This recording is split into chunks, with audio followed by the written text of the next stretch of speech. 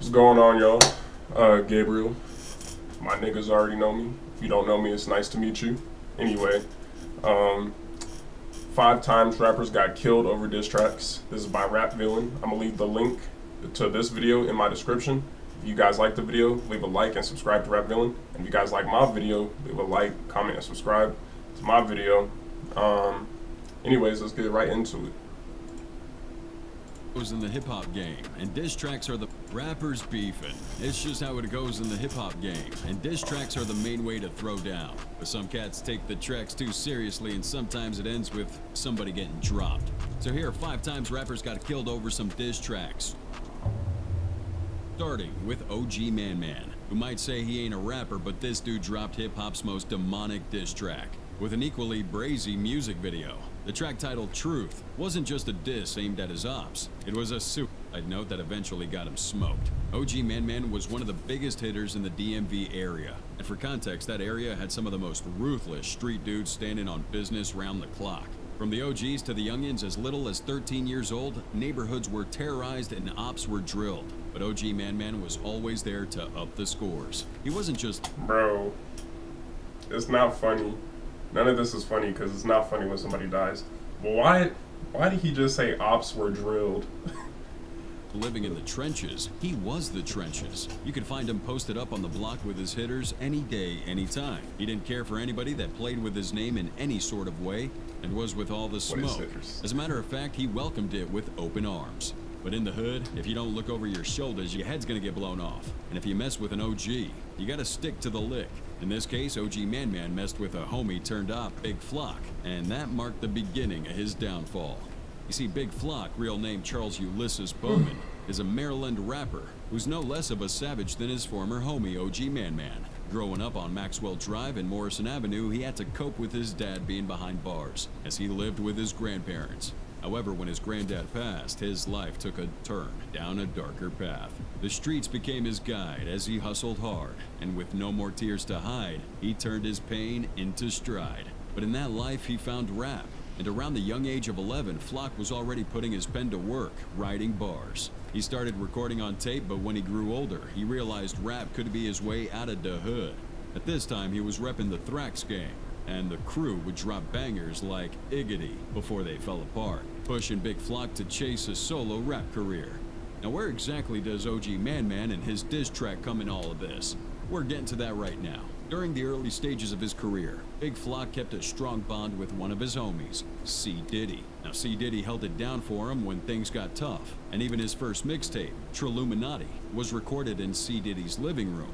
They were locked in real tight, but unfortunately, C. Diddy got dropped. Although, hey, I ain't gonna lie, bro. C. Diddy is a crazy name, especially y'all already know what's going on with P. Diddy, so I just wouldn't want to be associated with that name. Cops say he died when he got drunk and fell off a bridge. Now, at the time of C. Diddy's death, OG Man Man and Big Flock were pretty cool because Man Man had earned the reputation on the streets for being a certified hitter. He was always down to catch a body, no matter the stakes. Now, Big Flock and OG Man Man were a hard-hitting hood duo. They'd both served time in jail, both had hard rap flows, and both ran blocks on the street. But their friendship would break apart for 2 reasons, with the more important one being about some girl, obviously. I mean, we all know, dude. Stop beefing over bitches. Stop dying over these bitches. Like, why? Acting a fool for a shouty, knowing fully well she'll be on to the next faster than Kendrick can drop an album. This time, however, it was Man Man messing things up by violating the bro code and banging Big Flock's girl. So Big Flock found out about it and went on to diss OG Man Man in a song on his debut album, Glockism. In the song titled Intro, Big Flock said, "And Man Man turned to informant, thought that he was real, he put on a good performance." That diss was Big Flock's way of saying OG Man Man was a rat for the feds. That was a big one, cause Man Man was behind bars when that song dropped, making him a target for gangsters in prison and even his own gang when he got out. Big Flock single-handedly tarnished OG Man Man's street cred, and in turn, Man Man wasn't about to let that slide. Once he made it out of prison, he got his lick in and dropped one of the most disrespectful disses ever. The lyrics to the track and even the video were so gory, DJ Academic straight up called it demonic. Listen, I made a gut call a couple months ago after hearing one of the most demonic songs.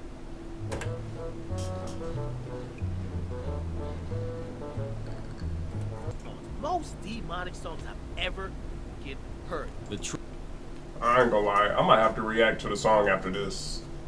The track was titled Truth, and its video saw Man Man in a mask flashing his straps left and right at the grave of Big Flock's dead homie, C. Diddy. Remember we told you C. Diddy and Flock were really tight? Well, Man Man wanted to piss the out of Flock, shot that music video of this diss track right in front of C. Diddy's grave. Some of the most hard-hitting lyrics to the song say, I know why you mad, cause I'm your bitches. Stop playing with me and talking about I'm snitching. Rest in peace to Lil Chris, yeah, I know they miss him. Don't trip, his whole squad gonna lay there with him. Holy shit, I mean, dude went on Big Flock dropping diss after diss throughout the entire track. But the height of his disrespect was talking about C. Diddy and pouring out bottles of Ace of Spades on the ground while the news report from C. Diddy's death played in the background.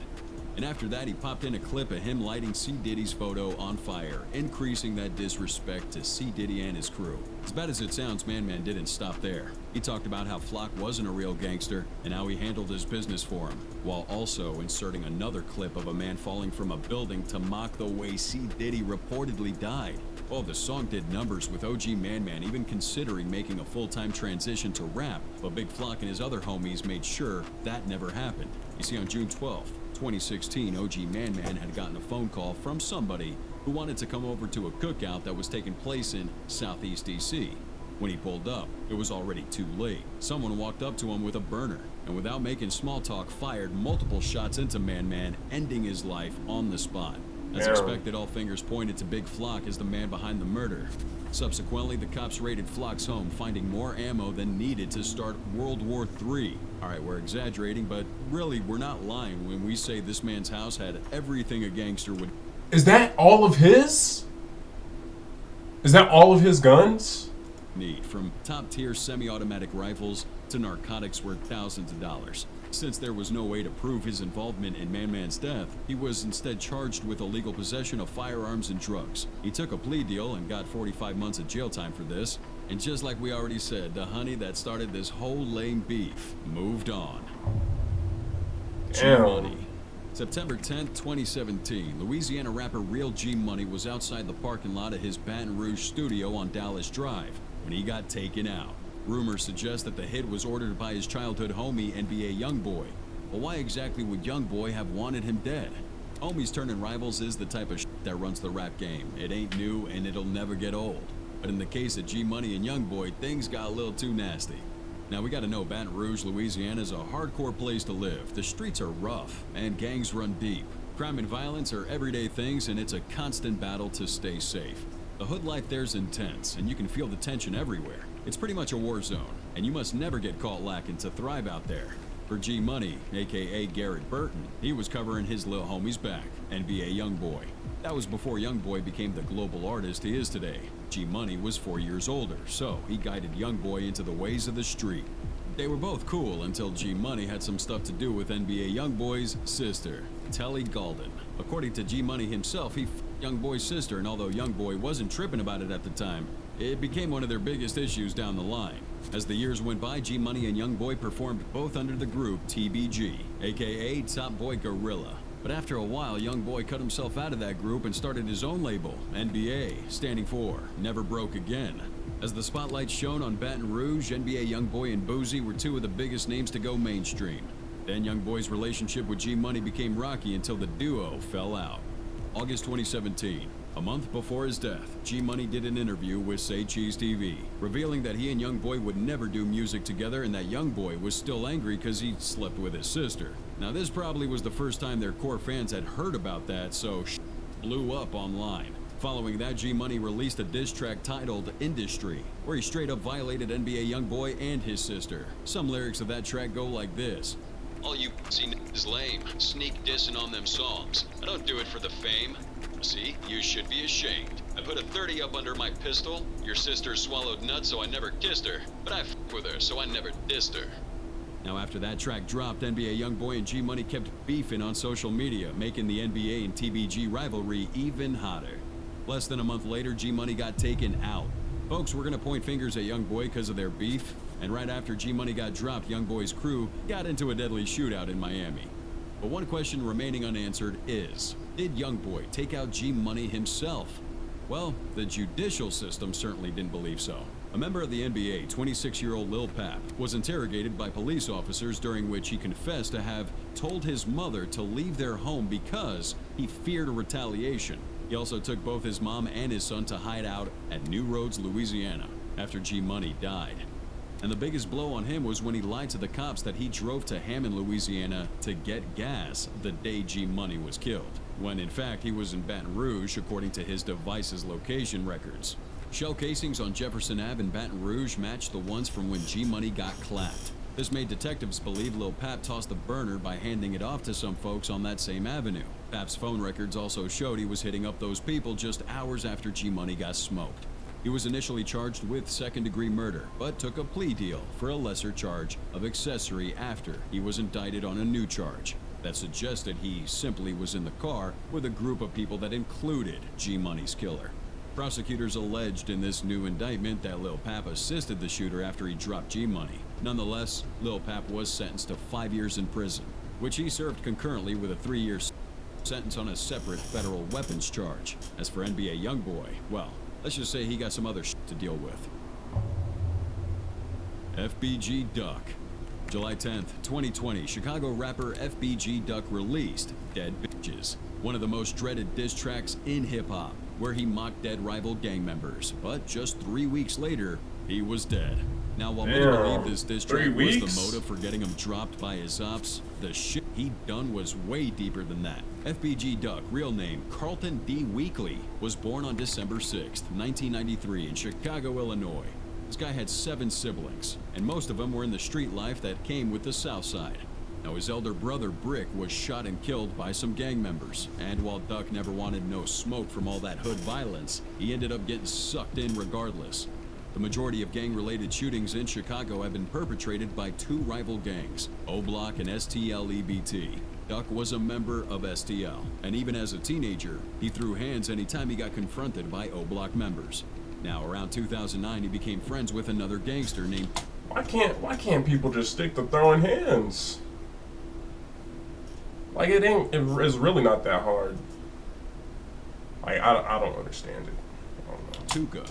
I'll never get it. Just a few years into their friendship, Tuka got smoked for dissing deceased members of another gang, TYMB. Now, TYMB and O-Block were cool, so they ganged up against STL, and sadly, Duck fell for their tricks. He became friends with King Von, who only got close to him to get some inside information on STL. However, after Duck found out Von was playing both sides, he and the rest of his gang jumped Von on a bus. Now, this caused Von to vow revenge on anyone involved, and fueling his hatred for Duck.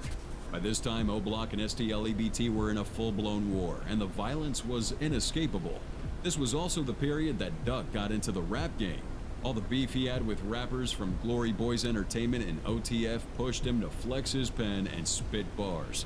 Chief Keef, the leader of GBE at the time, dissed Tuka Gang in multiple songs. And in retaliation, Duck and other Flyboy gang members made their own songs dissing Chief Keef and other members of his group. Duck also dissed Von, Lil Durk, and other members of OTF. Now, Duck was so out of pocket back then that he even made a song about the time his girlfriend stabbed him in the stomach. It was pretty crazy. But as the story goes, Duck's girlfriend stabbed him in the stomach. And in some visuals of his song with Lil J titled Who the F is Dude, FBG Duck shows this stab wound. That's definitely some out-of-pocket stuff, but here's the thing. In 2017, FBG Duck released his biggest song to date, Slide. Now, this song was an instant hit. It was everywhere in the city. Radio, streams, clubs, everywhere around Chicago, even O-Block territory. That track went to gold certified, allowing Duck to score a record deal with Sony. And after the success of Slide, Duck tried extending his hand out several times to make peace with his ops to move on with his career. But Durk and King Von wanted no peace with him. They continued dissing him and his people, dead or alive. So Duck returned the favor with his diss track, Dead Bitches. But now we already know how that story goes from there. Dead Bitches wasn't just a diss track. It was a violation to Black Disciple gang members. Some of those lyrics go like this. Said I wasn't gonna diss the dead, and okay, I did it. But T-Roy and OD. Them dead bitches. Y'all heard about J Money? Is getting dead the same way. Those lines were lyrical sniper shots aimed at T-Roy, OD, J Money, Lil Boo, and Sheroid. All the members of Black Disciples who were each killed in separate incidents over the years. Again, that song made headlines, but for the wrong reasons. The Black Disciples gang placed a 50 grand bounty on Duck's head, and would even take it up to 100 when the dude was still breathing. So guessing these gangbangers were after him, FBG Duck posted a video lashing out. We got niggas putting bounties on people's head. That shit's crazy. Out on gang members who killed their ops while they were with kids. I've got 4 kids, 3 boys and 1 girl, and if I catch a nigga with his daughter, I'm gonna give him a pass, because that's the heart of me. Because I don't want them to take me in front of my kids. While he was making a point here, it almost seemed like he knew what was coming. And maybe he did, because 2 weeks after posting that video, he got taken out. 4:26 p.m. on August 4th, 2020, FBG Duck was assassinated by 4 people who got out of 2 cars and shot him while he was shopping with his girlfriend in Chicago. This guy was shot 38 times, receiving gunshot wounds to the neck, chest, and groin. Police arrived at the scene, but for some unknown reason neglected to apply pressure to Duck. He was still alive and moving 20 minutes after the shooting. However, the cops here didn't attempt CPR and instead allowed Duck to bleed out. Them niggas was paid off, bruh. Ain't no way. Ain't no way. By the time paramedics came, it was too late. Duck had lost so much blood he'd finally collapsed on the stretcher after the first. I'll give him the benefit of the doubt, though. 38 times is a lot, bruh. Get shot 38 times, they probably just like, damn, yeah, it's over with. But I don't know. They should at least try, bruh. It's fucked up. Surgery, an hour later, he was pronounced dead. The crazy twist to this story is, had he been flown to the hospital in a more timely manner, maybe, just maybe, he would have survived. And just like he mocked his dead rivals, some of his ops did the same to him. After his death, rival rapper and Black Disciples member 600 Breezy dropped a track titled Stop Playing, aimed at FBG Duck. The lyrics go, You get dead on that fucking block, this song's gonna get you shot. Next time your bitch ass is in the box. 600 Breezy takes it further, posting messages from his supporters, referring to him as a fortune teller with a crystal ball. 6 months after Duck's death, his ops struck again by dropping his friend, BCR Meezy. As of right now, 6 gang members have been convicted for FBG Duck's murder, with each receiving a mandatory life sentence. Tupac Shakur. Okay, hold on. Before you say some zesty shit about how Diddy did that shit. Well, Diddy didn't do it, but he paid the nigga. Tupac wasn't murdered off no diss track. Give me a minute to talk about this, okay? Let me cook something up for you. If you've been a longtime fan of hip-hop, you'd recall Tupac's famous song, Hit 'Em Up, which was essentially one of the most well-put-together diss tracks of all time. Now, this song, or should I say diss track, was aimed specifically at all them East Coast rappers. Biggie Smalls, Sean Puffy Combs, Chino XL, Lil Kim, Junior Mafia, Lil Caesar, and every rap dude signed with Bad Boy Records. Some of the lyrics to the track go like this. First off, fuck your bitch and the clique you claim. West side when we ride, come equipped with game. You claim to be a player, but I f***ed your wife. We bust on bad boys, niggas fucked for life. Now this is hands down the most violent, eccentric, and over-the-top diss track ever recorded. It shaped the future for gangster rap, hip-hop music, and entertainment in general. But while it had plenty of entertainment value, it wasn't made for entertainment purposes. It was literally a recorded death threat. A threat Tupac never got to carry out as he was murdered just 3 months after it was released. So, why do we believe that this was the reason he got dropped? Well, one thing you gotta understand is, threatening an entire list of rappers who ran NYC was definitely attracting some blow. And on top of that, Tupac ran on a dude in a parking garage after a Tyson fight, and then hours later, he was dropped. That guy was Orlando Anderson, a well-known member of the Crips, and it just happened to be that Marion Suge Knight, the owner of Death Row Records, which Tupac was signed to, was a member of the Bloods, a formidable rival gang of the Crips. Suge had not signaled this by wearing red throughout most of his public appearances, but has verbally acknowledged this information. Now here's the banger. In the 2018 documentary titled American Dream, American Nightmare, Suge claimed that Pac was also a member of the Bloods. I almost had a little bit of red rag, so bam, they put a red rag on Pac. Niggas try to play that gangster shit. but we MOB for motherfucking real. And if this ain't some BS, then that means Tupac wasn't just a gangster rapper, he was an actual active member of one of the largest and most violent street gangs in America. It meant that he didn't just rap about gangs, dude lived that life to the top. Gang members get dropped every other day, or get their bums shipped off to prison, just as Pac was, even before his death. November 30th, 1994, Pac pulls up to the Quad Recording Studios in New York to record a few tracks with Biggie and other rappers already waiting for him. However, as he moves up the stairs, he gets shot 5 times by 3 hitters who also robbed him. Obviously, he survived, and Pac was convinced that Biggie ordered that drop, prompting him to release multiple diss tracks aimed at Biggie and his homies. This began that feud between the rappers, but on a larger scale, it began the freaking East-West Coast rivalry. This led Pac putting the pen down and recording multiple tracks, including Hit 'Em Up, where he dissed all of them. He would take every chance he got to let everybody know Biggie Smalls ordered the lick on him, right up to the moment he was dropped after the Mike Tyson fight we've already said. Now, some dudes believe Suge was behind Pac's murder, based on unverifiable rumors that Pac wasn't happy at Death Row Records, and may have been planning to take his talents to another label. While that's possible, it didn't really make sense, cause Suge was in the very same car Tupac was when them dudes ran up on him. In fact, Suge himself pulled out his chopper and started firing back while they sprayed his car. Call us crazy, that doesn't exactly sound like an ideal way to have someone killed. It'd be a great way to have yourself killed in the process. But till date, Tupac's murder's still a mystery in pop culture, with everyone expressing their own opinion and conspiracy about who ordered the hit. Quite frankly, it shouldn't even be that way. We don't find it surprising when other gang members or gang rappers are killed in cold blood. Nobody attaches any mystique to it, because it's what we almost expect to happen, unfortunately. However, if Tupac was really an active member of the Bloods and not just an affiliate due to his relationship with the Death Row Records founder, we shouldn't be questioning the reason for his death. I mean, would we question how somebody with a violent track record, gang affiliations, a deep hatred for police, millions of dollars, who'd almost been killed just a few years prior, could have possibly been murdered?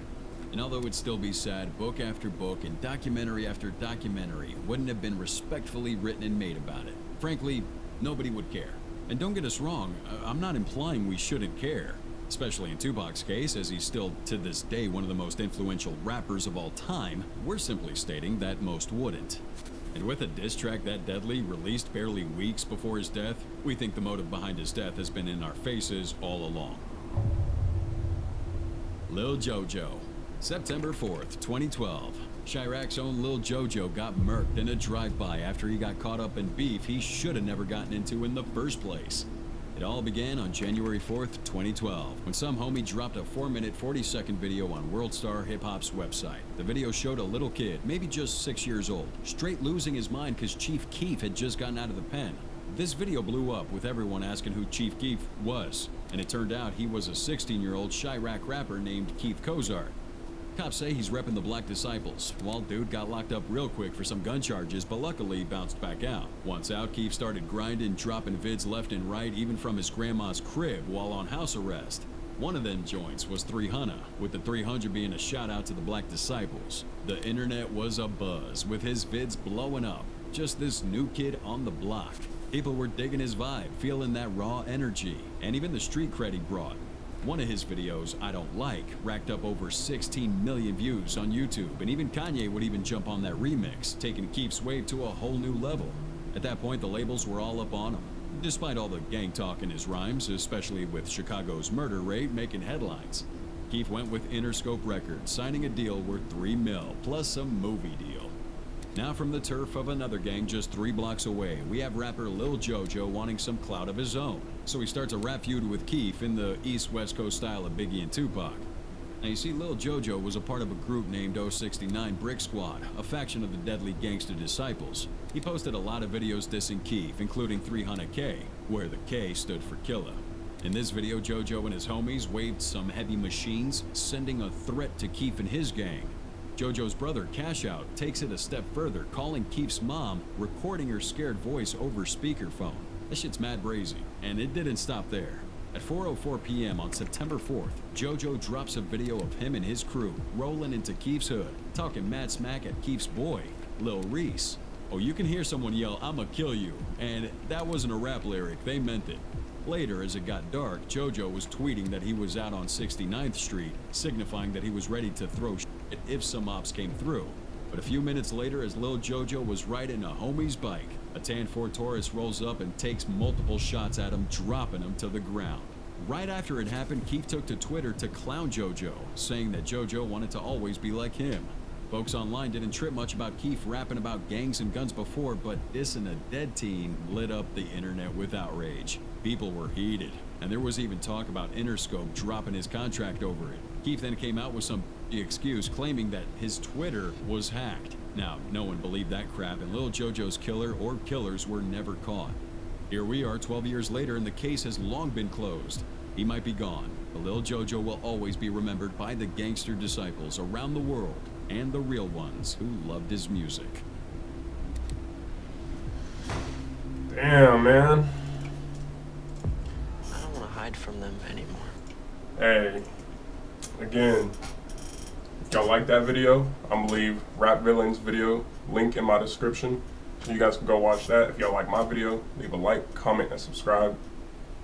Man, y'all gotta stop dying though over these diss tracks. I feel like if you make a diss track and that shit goes crazy, you need to, especially if you get paid from it, you gotta get yourself out that situation. And by situation, I mean out that environment, bro, because there's too much money to be made in the music industry. Why are you just gonna let it go down the drain by staying where, you know, you're gonna get killed? I don't know. I really don't know what I'm talking about, but that's just what, in my mind, I would do, so. But I'm not out here making diss tracks. Anyways, though, I hope y'all like that video. Again, I'm gonna keep dropping some more reactions, because this shit's fun, I'm not gonna lie.